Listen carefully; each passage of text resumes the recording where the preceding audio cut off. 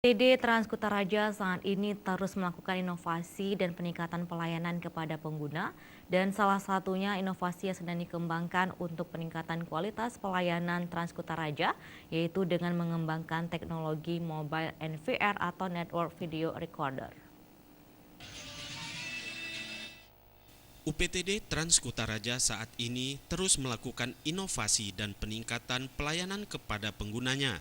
Salah satu inovasi yang sedang dikembangkan untuk peningkatan kualitas pelayanan Transkutaraja yaitu dengan mengembangkan teknologi mobile NVR atau Network Video Recorder, yaitu dengan menanamkan teknologi CCTV berbasis aplikasi web. Teknologi tersebut telah dilakukan uji coba penggunaan CCTV yang juga dilengkapi dengan fitur People Counting Kamera. Pemasangan CCTV People Counting ini bertujuan untuk membuat pelayanan Transkutaraja bisa lebih profesional nantinya.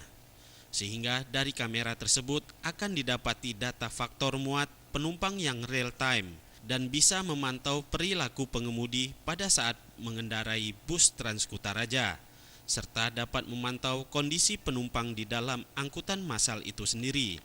Tujuannya kita meningkatkan antara pelayanan Transkutaraja kepada masyarakat. Hari ini kita ketemu di dalam koridor, di dalam lintasan. Sekarang kita bisa berinteraksi.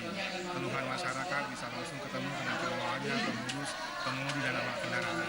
Data dan informasi yang didapati dari CCTV nantinya akan dikoneksikan melalui jaringan internet yang akan terhubung di command center dan juga terpantau pada layar yang nantinya akan dipasang di setiap halte Transkutaraja.